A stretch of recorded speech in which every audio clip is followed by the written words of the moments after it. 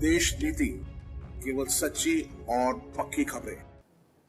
दोस्तों नमस्कार, स्वागत है आप सभी का देश नीति के खास कार्यक्रम वीकेंड विद वानखेड़े में। ऐसा कार्यक्रम जहां मेरा सवाल बड़ा सीधा होता है और वानखेड़े जी का जवाब जो है वो बहुत कड़क होता है। देश नीति कुछ समय से काफी मुश्किल वक्त से गुजर रहा है। वो खतरा कुछ हद तक टल गया है। आपकी प्यार और भरोसे के चलते देश नीति आज फिर से उठकर खड़ा हुआ है और फिर एक बार बुलंद आवाज के साथ, निष्पक्षता के साथ आपके सामने हाजिर है।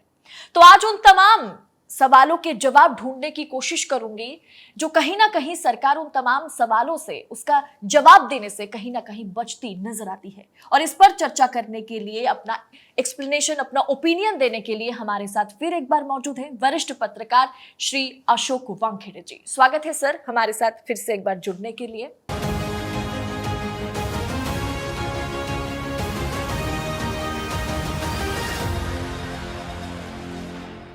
सामने 2024 चुनाव है। क्या ईडी और सीबीआई को सरकार हथियार बनाने की कोशिश कर रही है? जिस तरह से सुप्रीम कोर्ट के फैसले को पलटते हुए कहीं ना कहीं सीआईओ पद को लेकर के सरकार आ गई या आने की बात हो रही है, ऐसा ही तो मीडिया रिपोर्ट के मुताबिक कहा जा रहा है।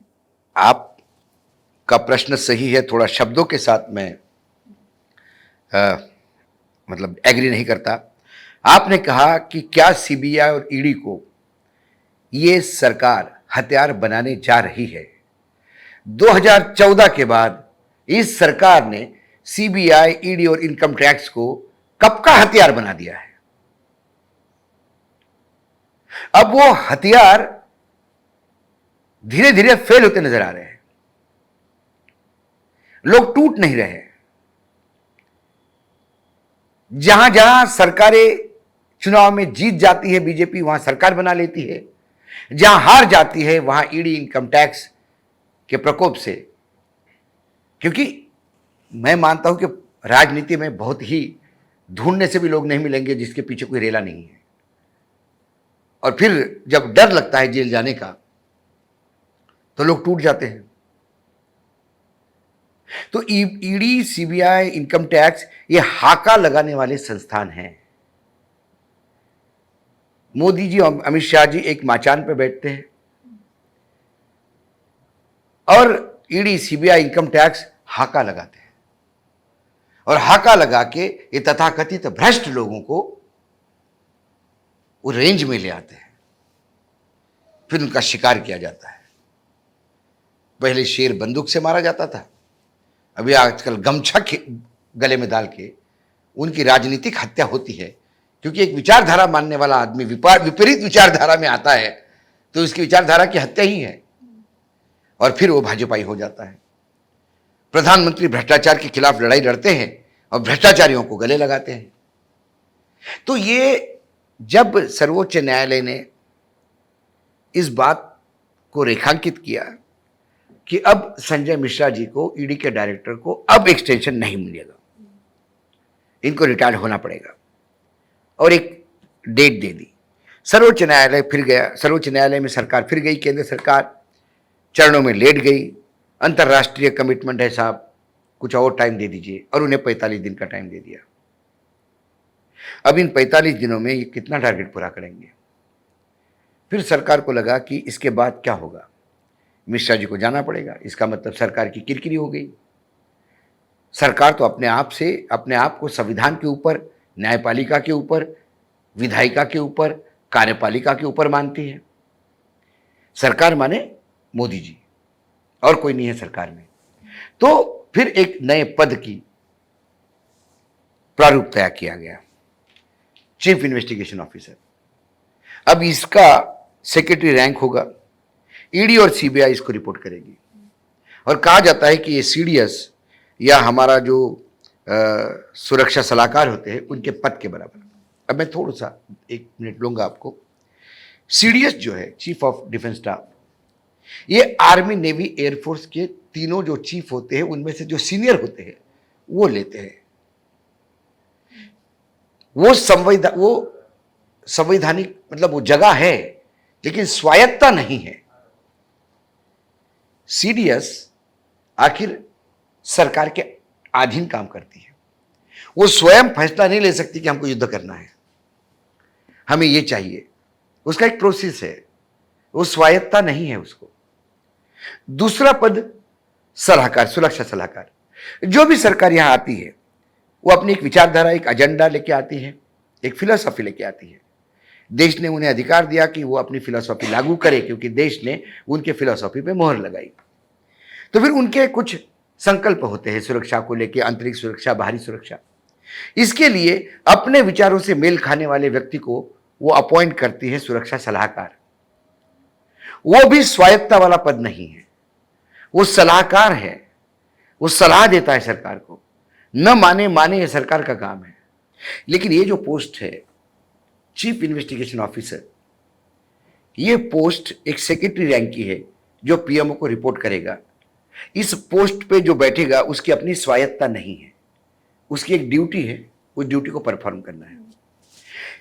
लेकिन ईडी और सीबीआई ये दोनों ऐसी संस्थाएं हैं जिनकी स्वायत्ता है अपनी, जिनके जो सर्वोच्च अधिकारी है इनका अपॉइंटमेंट विरोधी पक्ष नेते या विपक्ष के नेते, प्रधानमंत्री, चीफ जस्टिस, ये लोग तय करते हैं। ये पूर्ण रूप से अपने दिए हुए मैंडेट के अनुसार काम करते हैं। इसमें सरकार इंटरफेयर नहीं कर सकती। ये स्वायत्ता है इन दोनों संस्थाओं को। एक डीओपीटी के तहत काम करती है और एक मिनिस्ट्री ऑफ फाइनेंस में काम करती है। मिनिस्ट्री अलग अलग है, स्वायत्ता है। अब इन स्वायत्ता वाली दोनों संगठन पे यदि एक आदमी आप ऊपर से बिठा दो तो इन दोनों की स्वायत्ता खतरे में है, क्योंकि उन्हें चीफ इन्वेस्टिगेशन ऑफिसर जो करेगा वही काम करना पड़ेगा, क्योंकि उसकी ड्यूटी ऑपरेशनल मैनेजमेंट है। उसका मैनेजमेंट मतलब ये नहीं है कि ट्रांसफर, पोस्टिंग, सैलरी क्या होगी, ये नहीं है उसका। वो ऑपरेशंस देखेगा, इनके रेड किस पे होगी, क्या होगी, कैसी। तो फिर स्वायत्ता कहां रह गई? आपने अभी इलेक्शन कमीशन की स्वायत्ता पे वैसा भी सवाल खड़ा कर दिया, नया बिल लाके। अब ईडी सीबीआई भी आप अपने अंडर ले लेंगे, तो फिर इस देश के संविधान का क्या होगा? स्वायत्ता खतरे में है तो लोकतंत्र खतरे में है। ये स्वायत्ता होते हुए भी संजय कुमार मिश्र ये ऐसे हो गए हैं सरकार के लिए कि सरकार इनके बगैर चल ही नहीं सकती। और प्रधानमंत्री के पॉइंट ऑफ व्यू से सोचे मोदी जी के, तो ये सही भी बात है। जो अमित शाह, जो नड्डा जी नहीं कर पाए वो मिश्रा जी ने कर दिखाया। अमित शाह महाराष्ट्र में सरकार नहीं बना पाए, कर्नाटक में नहीं सरकार बना पाए, मध्य प्रदेश में नहीं सरकार बना पाए, वो ईडी ने करवा दिया।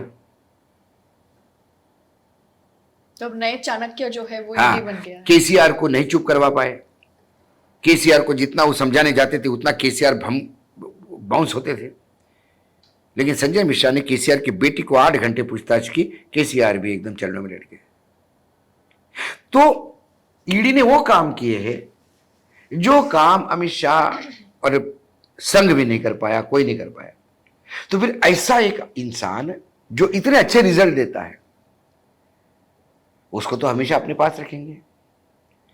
कल यदि ये चीफ इन्वेस्टिगेशन ऑफिसर पे भी मार्क्स लग जाते हैं, सर्वोच्च न्यायालय कहता कि भाई ये नहीं अपॉइंट कर सकते आप, स्वायत्ता खतरे में इनकी, तो मुझे आश्चर्य नहीं होगा कि अमित मिश्रा जी को गृह मंत्रालय में राज्य मंत्री बना के ईडी और सीबीआई उनके अंडर दे दी जाएगी।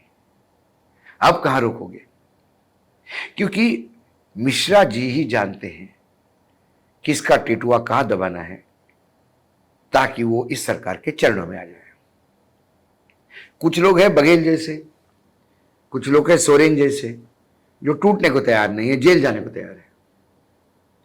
क्योंकि किसी भी चीज की अति हो जाती है लोग उसके आदी हो जाते हैं।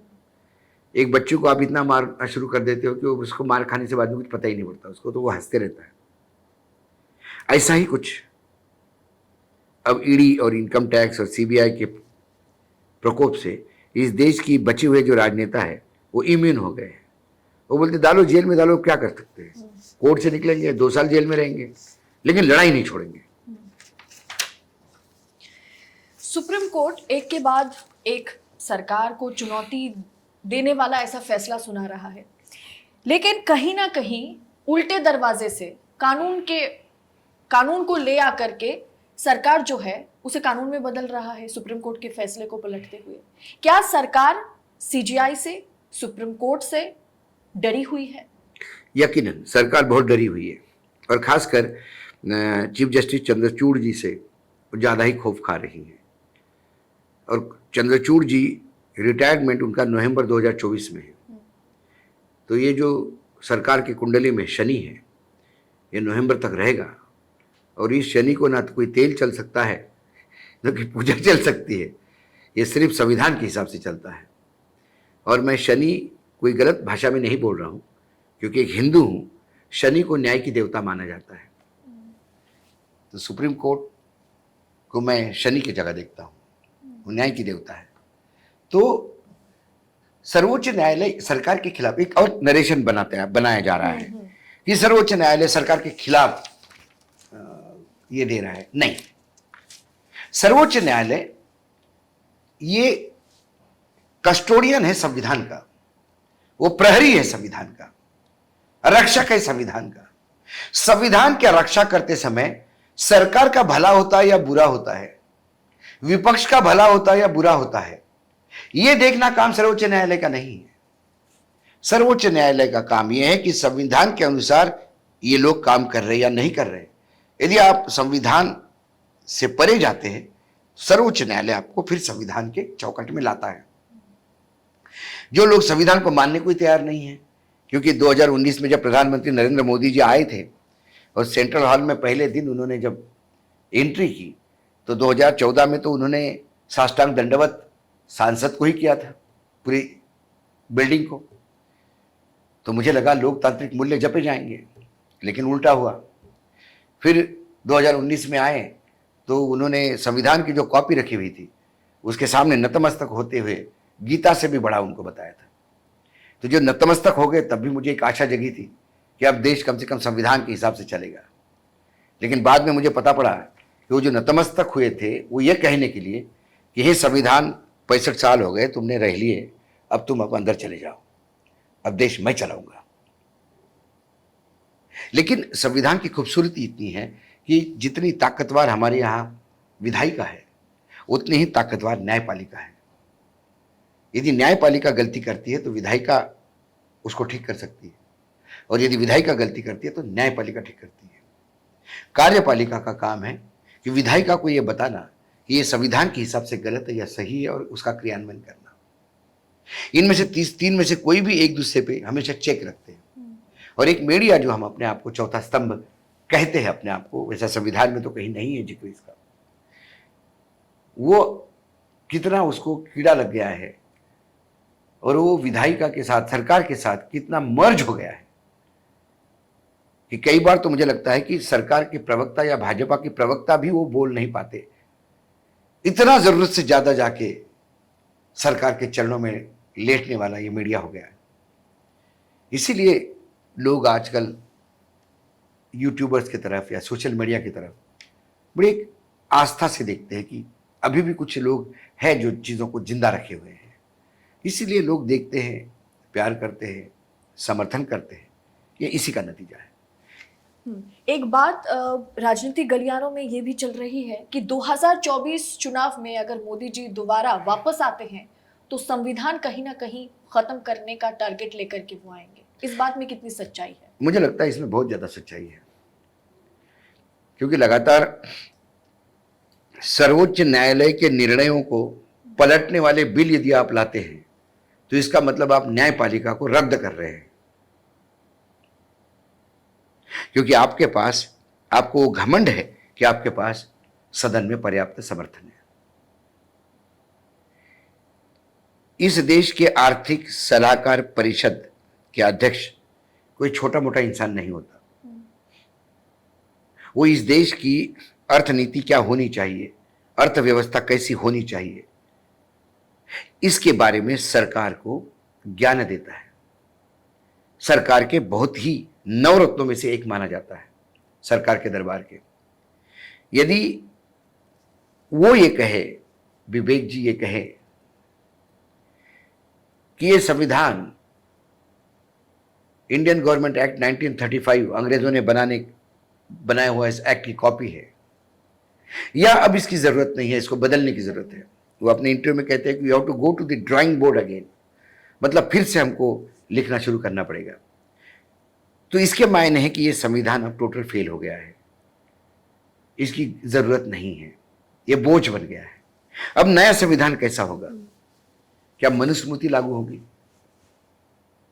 क्योंकि जो संघ है, जिस 19 अगस्त को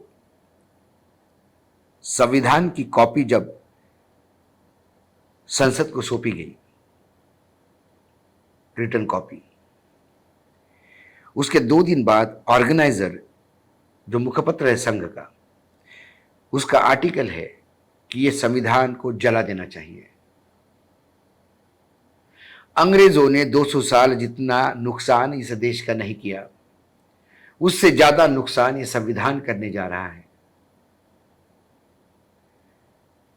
क्योंकि अंग्रेजों ने तोड़ो फोड़ो का तो काम किया, इस देश को लूटा, लेकिन उन्होंने जात पात धर्म में कभी फर्क नहीं किया।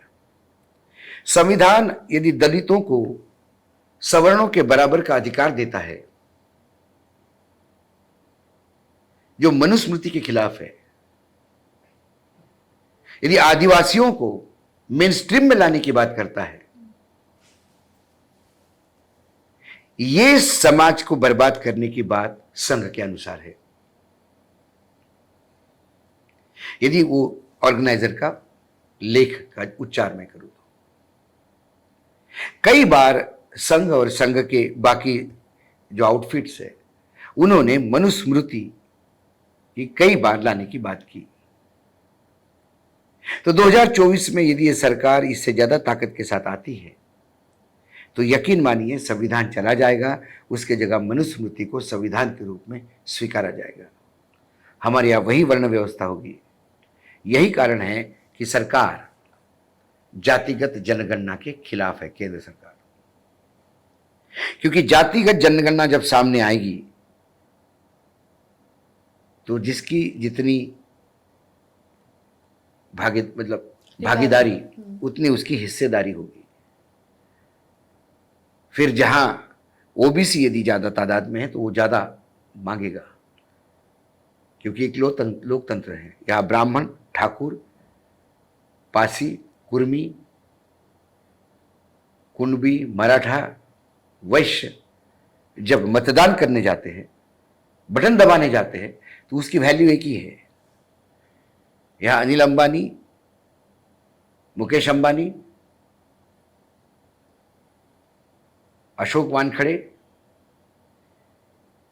या मंदिर के सामने का भिखारी, यदि वो मतदाता है तो जब मतदान करने जाता है तो दोनों के अधिकार एक ही है। मुकेश अंबानी है करके उसके मत की कीमत ज्यादा नहीं है। एक विकलांग हो या शाहरुख खान जैसा हीरो हो, दोनों के मतों का अधिकार एक है। ये कहीं ना कहीं तकलीफ देह है संघ की विचारधारा में, जो ओरिजिनल विचारधारा थी। समय समय पे वो विचारधारा बदलने का प्रयास करते हैं, लेकिन फिर बोलते तो वो करते क्यों नहीं? यदि वो कहते हैं कि यहाँ के मुसलमानों का डीएनए हमारा है, भारतीय है, हिंदुओं का है, तो फिर उस महिला शिक्षक पे क्या एक्शन की? हो भी नहीं, क्या एक्शन करेंगे? उसने भी क्या गलत किया? जो मुख्यमंत्री कहते हैं वही उसने किया। मुख्यमंत्री भी तो 20-80 की बात करते हैं। मोदी जी ब्रिक्स समिट में पहुंचे, खूब चर्चा हुई, शी जिनपिंग से मुलाकात भी हुई। चीन कह रहा है कि भारत के कहने पर हम मिले, हमारा विदेश मंत्रालय कह रहे हैं कि चीन ने कहा तब जाकर के हम मिले। मोदी जी आंखों में आंखें डाल करके क्यों शी जिनपिंग से बात नहीं कर पा रहे हैं? सवाल है ये है कि जब दो लोगों में, दो देशों में इतनी भी विश्वसनीयता नहीं है कि पहले किसने मुलाकात करनी चाहिए, इस पे भी यदि झगड़े हैं, तो फिर इनकी औपचारिक अनौपचारिक जो भी मुलाकात हुई उसमें से क्या नतीजे निकल सकते हैं? कुछ नहीं। सवाल यह है कि चीन आपसे ताकतवर है,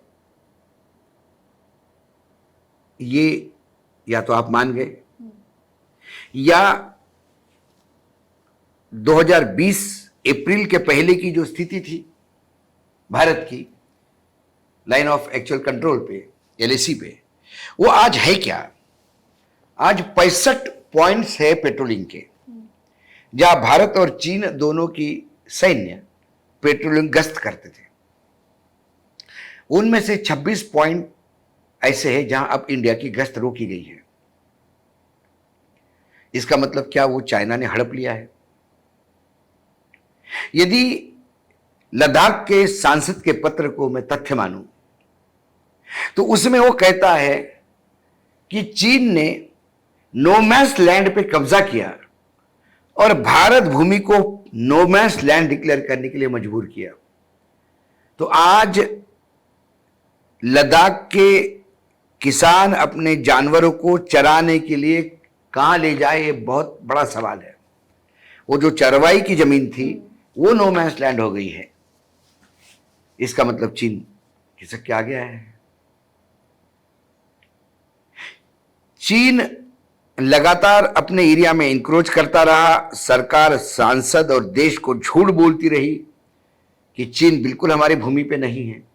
22 जवानों की शहादत के बाद जब ये सवाल उठे कि चीन वापस जाएगा तो फिर अपनी भर्ती पे नहीं था तो कहां वापस जाएगा? और जब 22 जवानों की शहादत की बात करते हैं तो हमारे प्रधानमंत्री कहते हैं कि हमारे 22 मरे तो उनके भी 45 हमने मारे। यह आईपीएल का स्कोर नहीं है कि तुमने 400 रन लिए तो हमने 500 रन लिए। चीन में क्या है मैं नहीं जानता और मैं जानना भी नहीं चाहता, लेकिन इस देश की बॉर्डर से जब भी ताबूत में एक शव आता है पूरा देश रोता है। 143 करोड़ लोग हैं, मरने के लिए नहीं है। मेरा एक भाई जो आज लड़ रहा है देश के लिए, यदि उसका शव आता है तो पूरा राज्य खाना नहीं खाता। और ये बोलते हैं कि हमारे 22 मरे तो हमने 45 मारे। एक कंपटीशन है क्या मारने की? सवाल है मेरे 22 मरे कैसे? क्या आप सो रहे थे? क्या आपकी इंटेलिजेंस फेलियर थी? बार बार बताया जाता है कि सकारात्मक मीटिंग हुई। 19 मीटिंग्स हुई है जनरल लेवल की। 19 मीटिंग के बाद भी कुछ नहीं हुआ तो कौन सा सकारात्मक काम हो रहा है? चाइना के चीफ ने क्या बोल दिया? चाइना के राष्ट्रपति ने क्या बोल दिया कि शांति और विकास के लिए संबंध अच्छे चाहिए। उन्हें नई बात कौन सी बोल दी? ये बात तो सदियों से जानते हैं, रामायण महाभारत से जानते हैं हम। शांति और विकास के लिए संबंध अच्छे होने चाहिए पड़ोसी से। ये तो हम अपना जो नेक्स्ट डोर नेबर होता है उसके बारे में भी ये सोचते हैं। कौन सी नई बातों कह रहे हैं? लेकिन मेरे प्रधानमंत्री चीन का नाम भी लेने में क्यों डरते हैं? सवाल यह है। और बेशरम बीजेपी के प्रवक्ता कहते हैं, मैं सुधांशु द्विवेदी को सुन रहा था, राहुल गांधी ने जब चीन का मसला उठाया लद्दाख में, 53 साल के युवा, ये उनकी डायलॉग है, सबसे पुरानी पार्टी गांधी के परिवार के, और राजीव गांधी फाउंडेशन को कितना चीन से पैसा मिला होगा? जवाब दे, काफिला क्यों लूटा? मुझे लुटेरों से मतलब नहीं है, मुझे सेनापति पे सवाल है। और जब बात ही करने निकली चीन की, तो इस देश में एक ही नेता है जिसके चीन के साथ सबसे बढ़िया संबंध रहे हैं। उनका नाम नरेंद्र दामोदर दास मोदी है, जो मुख्यमंत्री होते हुए चीन के कई बार दौरे पे गए और चीन के गुजरात के 22 स्मगलरों को जो चीन में जेल में सड़ रहे थे, जिनमें से आकरा को सजा हो गई थी, उनको छुड़वा के वापस गुजरात लाने में डायरेक्ट बिना भारत सरकार के सीधी संवाद स्थापित करके नेताओं से, चीन के सरकार से वो छुड़ा के लाए। अपने आप को गौरवान्वित महसूस करते हैं। और चीन में राजदूत कौन थे तब? वर्तमान में विदेश मंत्री। इनके भी अच्छे संबंध होंगे, तभी तो इन लुटेरों जो डकैत थे, मतलब जो स्मगलर थे, उनको छुड़वा के लाए। आज उन संबंधों की क्यों नहीं भाई आप उपयोग करते? स्मगलरों को छुड़वाने के लिए तो आप उपयोग कर सकते हैं, आज देश के लिए क्यों नहीं उपयोग करते? झूला किसने झुलवाया था? और राजीव गांधी फाउंडेशन को किसने पैसा दिया, क्या दिया? ये राजीव गांधी फाउंडेशन जाए। पीएम केयर फंड में कहां से पैसा आ रहा है? क्या उसमें चीनी कंपनियां नहीं है? विवेकानंद फाउंडेशन, यहां से डोवाल साहब और उनके पूरा कुनबा आता है, क्या उस फाउंडेशन में चीन कंपनियों का पैसा नहीं दिया है? जब सवाल के जवाब नहीं होते तो आपको राहुल गांधी के 53 साल की उम्र भी तकलीफ देती है, क्योंकि आपके पास जवाब नहीं है। आपको राजीव गांधी फाउंडेशन याद आता है, आप ये नहीं बोलते कि अभी तक हमारे 26 पॉइंट पे पेट्रोलिंग कब चालू होगा, इस पे बात करें ना। और मेरे देश का सवाल है, मैं तो बात करूंगा, टैक्स देता हूं। इनको यदि सत्ता में बिठाया है देश ने, तो सत्ता का भोग करने के लिए नहीं, देश की रक्षा करने के लिए, देश को विकास के रास्ते पे ले जाने के लिए, खुद को महिमा मंडित करने के लिए नहीं बिठाया। देश का महिमा मंडन हो, और देश का महिमा मंडन ऐसा नहीं होता कि इस बात पे ही बहस हो कि आपने पहले उनको चाहा कि उन्होंने आपको मिलना चाहा। यदि इतनी अविश्वसनीयता है दोनों मंत्रालयों में, दोनों देशों के विदेश मंत्रालयों में, तो इनके किस बात पे हम विश्वास रखें? चलो बताइए, क्यों देश विश्वास रखे इन पे? पहले दो देशों के विदेश मंत्रालय तो आपस में विश्वास रखे। अगली बार क्या प्रधानमंत्री जब भी जाएं, जहां जिनपिंग भी हो, वहां प्रधानमंत्री पहले डिक्लेयर करें, भाई हमने ना मिलने का समय मांगा है, ना मिलने की इच्छा है, उनकी इच्छा हो तो मिले, बोले। फिर क्यों बार बार कहते हैं कि we are likely to meet, we will meet, we expect to meet, something will break down, फिर G20 में मिलेंगे, G20 में कुछ इसमें से ice will break. How long? For how many days? Nehru के टाइम पे भारत की भूमि गई, इसके मायने ये नहीं है कि आपको आज भी भूमि देने का लाइसेंस मिला हुआ है। नेहरू जी की गलती को सामने रख के आप अपने गलतियों पे चद्दर नहीं डाल सकते। जवाबदेही तो आपकी है, क्योंकि अभी वर्तमान में सत्ता में आप बैठे।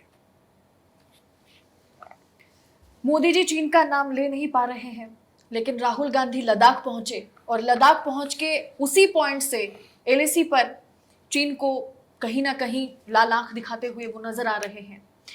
राहुल गांधी का फोटोज वायरल हो रहे हैं, लोग जो है भर भर के उन्हें प्यार दे रहे हैं। सोशल मीडिया पर ऐसे भी कमेंट्स आते हैं कि जो हम राहुल के समर्थक नहीं थे, लेकिन राहुल गांधी ने जो भारत जोड़ो यात्रा किया और आज राहुल गांधी का जो एक इमेज बन चुका है, दिल से प्यार आ रहे हैं उनके लिए। क्या अब सच में राहुल गांधी 2024 में मोदी के आगे चुनौती बनकर खड़े हो गए? यकीनन, यकीनन। 2014-2019 कांग्रेस इस देश की सबसे बड़ी राजनीतिक दल है विपक्ष में, ये मानना पड़ेगा। और उसके बाद जब कांग्रेस में संकट था नेतृत्व का, और राहुल गांधी को पप्पू बनाने में बीजेपी के से ज्यादा कांग्रेसियों का हाथ था, क्योंकि जब भी जनरेशन बदलती है, चाहे कॉर्पोरेट सेक्टर में हो, चाहे राजनीतिक दल में हो, ये संघर्ष तो बीजेपी ने भी झेला है। जब मोदी जी सामने आए और आडवाणी जी को मार्गदर्शन मंडल में बिठाना पड़ा, तो वो संकट का दौर तो हमने भी देखा कि कैसे आडवाणी जी के घर पे पत्थर फेंके गए। उसी संकट के दौर से बीजेपी भी, कांग्रेस भी झूम रही थी। राहुल गांधी ने सबसे लड़ने के बजाय, कौन गलत है कौन सही है ये बताने के बजाय, मैं क्या हूं यह बताने का प्रयास किया। और 4080 किलोमीटर कन्याकुमारी से श्रीनगर उस लड़के ने रास्ता नापा। मैं लड़का इसलिए बोल रहा हूं क्योंकि इन अधेड़ों के सामने वो लड़का ही है। और जब एक 53 साल के लड़के ने 16 साल के लड़के जैसा रास्ता नापा, लाखों के तादाद में इनके 10 बार उसमें रोड़ा लगाने के बाद भी लोग प्रेम देते आए। पार्टी को भी समझ में आ गया कि ये पप्पू नहीं, ये बाप है। पार्टी में भी लाइन आ गई, सब लोग चुपचाप सुनने लगे। और जब राहुल ने अपने आप को रीब्रांडिंग किया, एक तरफ से राहुल का रीब्रांडिंग, उस ब्रांड की बढ़ती हुई रोज की वैल्यू, दूसरी तरफ मोदी का ब्रांड जो धीरे धीरे धीरे धीरे कमजोर पड़ता जा रहा है। 10 साल की anti incumbency, non performance of the government, लगातार हार हिमाचल, दिल्ली, कर्नाटक, उसके बाद तेलंगाना में कोई आशा नहीं, छत्तीसगढ़ कोई दिखता नहीं, मध्य प्रदेश में कांग्रेस आ सकती है और राजस्थान में बीजेपी स्ट्रगल कर रही है। इन 5 राज्यों में और मिजोरम में तो ये कुकीज की वजह से वो भी हाथ से जाएगा। यदि ये मामला ऐसा हो गया कि इन 5 राज्यों में वो चली जाती है, पार्टी बीजेपी हार जाती है, तो 2024 में कौन सा ब्रांड जाएगा? ये राजनीति है। मैंने 30 साल में दिल्ली में मैंने आडवाणी जी का वो जलवा देखा कि आडवाणी जी के पीए और पीएस भी को मिलने के लिए बड़े बड़े नेता और मंत्री तरसते थे। आज आडवाणी जी घर बैठे हैं। मैंने कांग्रेस का भी वो समय देखा, फिर कांग्रेस डाउन हो गई। मैंने बीजेपी को 2 सीटों से 300 पे आते हुए देखा, तो कांग्रेस को भी बाउंस बैक होते हुए देखा। यह लगातार परिवर्तन होता है क्योंकि हम इंसान हैं, शरीर से कमजोर भी होते हैं, बूढ़े भी होते हैं। और जब बूढ़े होते हैं तो फिर रिटायरमेंट ले जानी चाहिए, नहीं तो लोग जबरिया रिटायर करते हैं।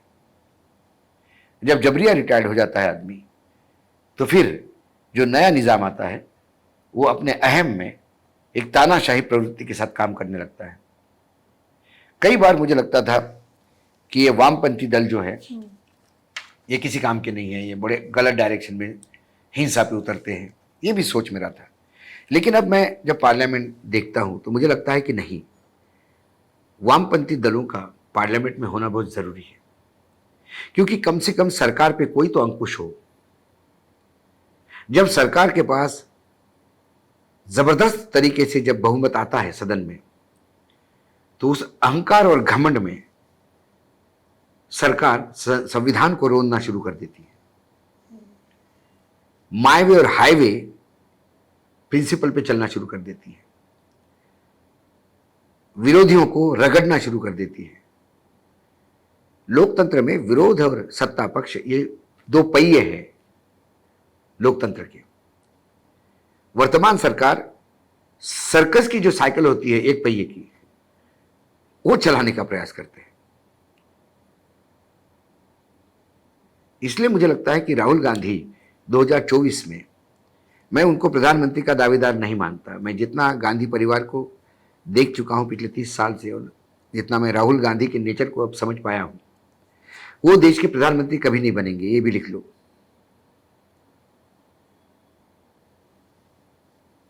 वो किंग मेकर बन के रहेंगे, क्योंकि कांग्रेस गांधी परिवार को ये समझ में आ गया कि प्रधानमंत्री बन के कुछ लाइबिलिटीज भी सर पे आती हैं। उस लाइबिलिटी के बगैर यदि सत्ता सुख वैसा ही मिलता है, और लाल किले के प्राचीर पे भाषण देने का उनका कोई उत्साह नहीं। उनने अपने दादा परदादा को सबको देखा है, अपने नाना को देखा, अपने नानी को देखा, परनाना को देखा, नानी को देखा, अपने पिता को देखा।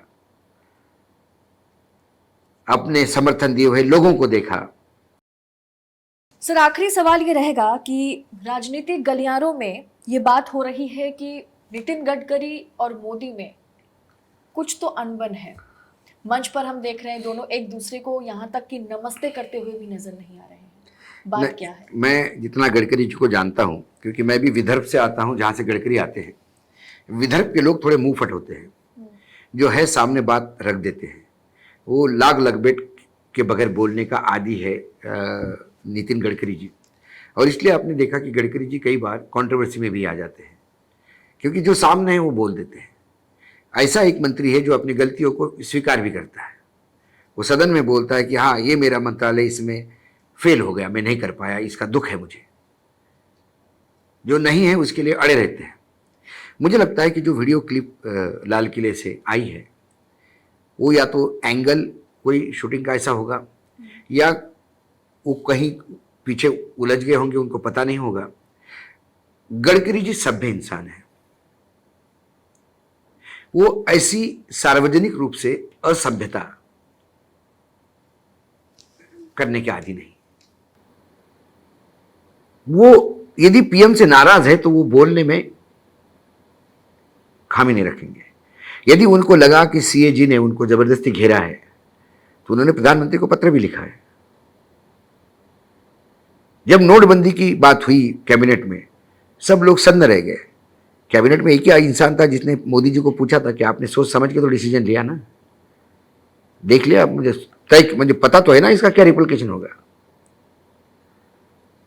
और वो खुल के बोलते हैं, बात करते हैं। तो मुझे लगता है कि ये जो मीडिया जो चला रहा है, एक तो सीएजी का प्रकरण बहुत लंबा चलवाया, ये बताने के लिए कहीं ना कहीं उनकी इमेज डाउन करने का एक प्रयास था वो। लेकिन फिर वो गडकरी है, यदि होता तो बोलती कि हाँ मेरे से तो हो गया भाई, कुछ ने पैसा खाया, मैं ढूंढ लूंगा। जैसा स्मृति ईरानी ने अपने डिपार्टमेंट में कहा कि भ्रष्टाचार हो गया, मैं इंक्वायरी करती हूं। होने कैसा दिया मैडम? आप क्या कर रही थी? आप सिर्फ कौन फ्लाइंग किस देता और कौन नहीं यही देख रही थी, या कभी मंत्रालय को भी देख रही थी जो इतना भ्रष्टाचार होता रहा और आपने होने दिया? सवाल यह है। नहीं, हम इंक्वायरी करेंगे, तो इंक्वायरी तो हर भ्रष्टाचार पे आप नहीं करोगी तो भी होगी। सीएजी ने पकड़ लिया है। यदि सीएजी नहीं पकड़ता तो क्या उनके मंत्रालय का भ्रष्टाचार उनको पता था? लेकिन गडकरी ने यह नहीं कहा कि मैं इंक्वायरी करूंगा। गडकरी ने यह कहा कि हुआ ही नहीं है, मेरे होते हुए कैसा हो सकता है ये। और उन्होंने हर प्लेटफॉर्म पे जाके क्लेरिफिकेशन दिया। तो उस क्लिप को लेके मुझे अभी भी लगता है कि ये जानबूझ के नहीं हुआ होगा, और वो नहीं करते। बात सिर्फ क्लिप की नहीं है, ऐसी पर्सनालिटी कोई नेता मंत्री हैं जो कैबिनेट मंत्री हैं जो बीजेपी में हैं, उनके साथ मोदी अमित शाह के संबंध क्या वाकई अभी अच्छा हो सकता है? देखिए, किस इन दोनों के संबंध किस मंत्री से है ये भी बताइए मुझे। पूरी सरकार ये दो लोग चला रहे हैं। मैं हमेशा कहता हूं कि वर्तमान सरकार जो है ये कव्वालों की टोली है। दो मेन सिंगर हैं और बाकी पीछे ताली बजाने वाले हैं। आज यहां हम भी देखेंगे कौन है।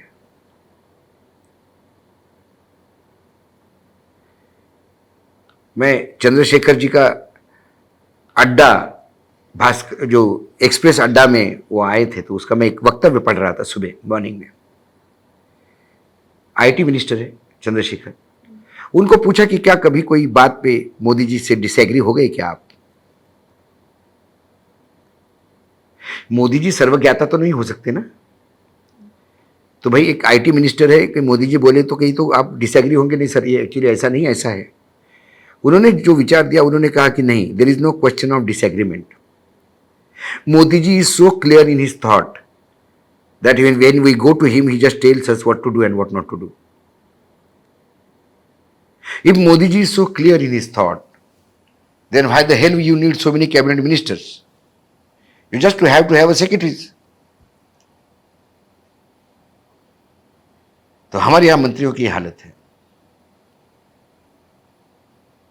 ये कैबिनेट होती है, यहां पे मंत्री पद किसी को दिया जाता है, सोच समझ के मंत्री पद अलॉट किया जाता है। और जब आप आदमी मंत्री पद अलॉट होता है तो वो मंत्री काम करता है उसमें। प्रधानमंत्री ने कुछ भी कहा और हाँ में हाँ मिला दिया तो ये कव्वाल की टोली हो गई ना।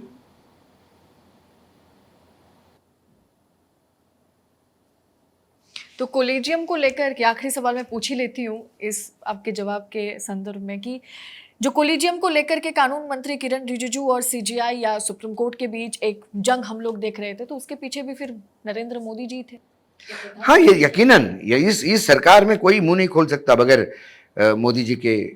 इवन जो सरकार ने भले ही कहा कि ये विवेक देवराय की अपनी निजी विचार होंगे, जो उन्होंने 14 अगस्त को जो इंटरव्यू दिया जिसमें संविधान को खत्म कर दिया, और मुझे संविधान के प्रति उनके क्या विचार है इससे ज्यादा मैं आहत हुआ हूं बाला साहब आंबेडकर को जो उन्होंने कहा। मतलब आपने ये कहा कि ये कॉपी है संविधान,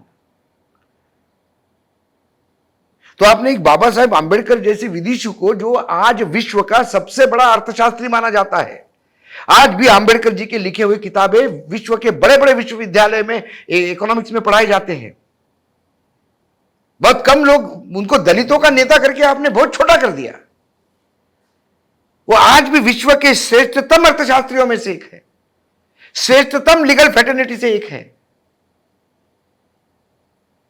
क्योंकि उनका जन्म दलित परिवार से हुआ और उन दलितों ने जो पीड़ा उन्होंने भोगी उस देश के बाकी दलित ने भोगे, इसलिए यदि उन्होंने उनके लिए कोई प्रयास किया तो वो दलितों के नेता बन के रह गए। लेकिन वो सबसे बड़े इकोनॉमिस्ट इस देश के नहीं, विश्व के लीगल फैटर्निटी के सबसे बड़े विदुषी थे। और कितने देशों का संविधान स्टडी किया गया, best of the best practices अलग अलग देशों के संविधान से उठाई है हमने, उसको अब भारतीयकरण किया है। और फिर ये हजारों घंटों का मेहनत है, डिस्कशंस हुए, झगड़े हो गए, तकरारें हुई, नाराजगी बढ़ी, समझाइश हुई, तब जाके इस संविधान में प्रारूप लिया। ये वो आदमी यदि अपने विचार बोलता तो दूसरे दिन उस सत्ता से उसको सत्ता पक्ष ने हटा देना चाहिए था कि यदि संविधान के बारे में इतने घटिया विचार आपके हैं तो आपको इस अधिकार नहीं है कि आप हमारे साथ रहें। लेकिन आज भी वो वही है। ये क्या टेस्टिंग ग्राउंड होता है। विवेक देवराय से कहलवाया, देखा इसका रिएक्शन क्या होता है। यदि ठीक चल गया तो फिर चलाओ, ऐसी चलाओ, मुहिम चलाओ, और यदि थोड़ा रिएक्ट आ गया तो फिर आप दूसरे फॉर्मेट में कैसा चला सकते ये देखो। ये दे वर टेस्टिंग द वाटर। इसीलिए शब्द मतलब जबान उनकी थी, शब्द आका के ही थे। जी बहुत बहुत शुक्रिया। धन्यवाद धन्यवाद धन्यवाद धन्यवाद। तो दोस्तों आज के एपिसोड में बस इतना ही। अगले हफ्ते आपसे फिर होगी मुलाकात ऐसे ही तमाम सवालों के साथ, और हमारे साथ अशोक वानखेड़े जी फिर से जुड़ेंगे ऐसे सवालों के जवाब देने के लिए। और साथ ही साथ हमारा जो नया चैनल लॉन्च हुआ है उसे अगर अभी तक आपने सब्सक्राइब नहीं किया है तो सब्सक्राइब जरूर करें, और आज़ाद पत्रकारिता को, निष्पक्ष पत्रकारिता को जिंदा रखने की इस मुहिम में हमारे साथ जुड़िए, क्योंकि लोकतंत्र को हम तब जिंदा रख पाएंगे जब लोकतंत्र के चौथे स्तंभ को हम जिंदा रखेंगे। बहुत बहुत शुक्रिया। जय हिंद, जय भारत। आपका एक सब्सक्राइब हमारे लिए महत्वपूर्ण है। देश नीति को अभी सब्सक्राइब करें और बेल आइकन को दबाना ना भूलें।